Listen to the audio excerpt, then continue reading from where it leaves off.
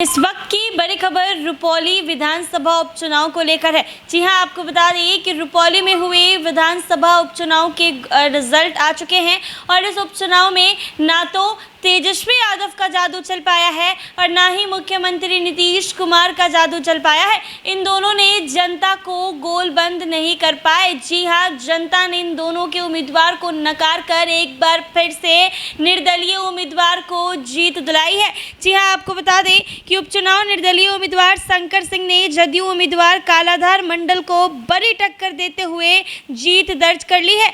RJD उम्मीदवार और इस सीट से पूर्व विधायक रही बीमा भारती तीसरे नंबर पर चली गई हैं। लोकसभा चुनाव के बाद अब विधानसभा चुनाव में भी पूर्णिया की जनता ने निर्दलीय उम्मीदवार को अपना आशीर्वाद दिया है। देश के 7 राज्य के 13 विधानसभा सीटों के लिए उपचुनाव का परिणाम आ जा रहा है। दोपहर 12 बजे तक हुई मतों की गिनती में 13 विधानसभा सीटों में से कांग्रेस 5 सीटों पर आगे चल रही थी, टीएमसी 4 सीट पर आगे चल रही थी, भाजपा डीएमके एक सीट पर आगे चल रही थी। वहीं बिहार के रुपौली में निर्दलीय शंकर सिंह ने जदयू और राजद को पछाड़कर 7वें राउंड की गिनती के बाद पहला पायदान खुद खोल रखा था। ऐसे में उपचुनाव में भाजपा को सबसे बड़ा झटका लगता दिख रहा है। हिमाचल प्रदेश की देहरा नालागढ़ सीटों पर कांग्रेस आगे थी। उत्तराखंड की बद्रीनाथ और मंगलौर सीट और मध्य प्रदेश की अवरारा सीट पर कांग्रेस आगे चल रही थी। पश्चिम बंगाल की रायगंज, रानाघाट दक्षिण,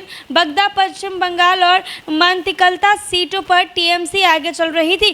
पंजाब की जालंधर पश्चिम सीट पर आप आगे चल रही थी। हिमाचल प्रदेश की हमीरपुर सीट पर भाजपा आगे चल रही थी। तमिलनाडु की विक्रवांडी सीट पर डीएमके आगे चल रही थी। वहीं बिहार में रुपौली विधानसभा उपचुनाव के लिए मतगणना की प्रक्रिया सुबह 8 बजे से शुरू हुई। 7वें राउंड की गिनती खत्म हो चुकी है। 7वें राउंड में भी निर्दलीय प्रत्याशी ने जदयू उम्मीदवार को पछाड़ दिया है। निर्दलीय प्रत्याशी जदयू प्रत्याशी से 1036 वोट से आगे चल रहे हैं।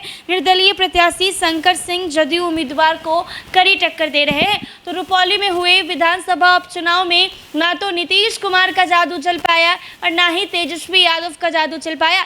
जैसा लोकसभा चुनाव में हुआ था कि लोगों ने, वहां की जनता ने निर्दलीय उम्मीदवार पर भरोसा जताया, आशीर्वाद दिया और उनको पप्पू यादव को जीत दिलाई।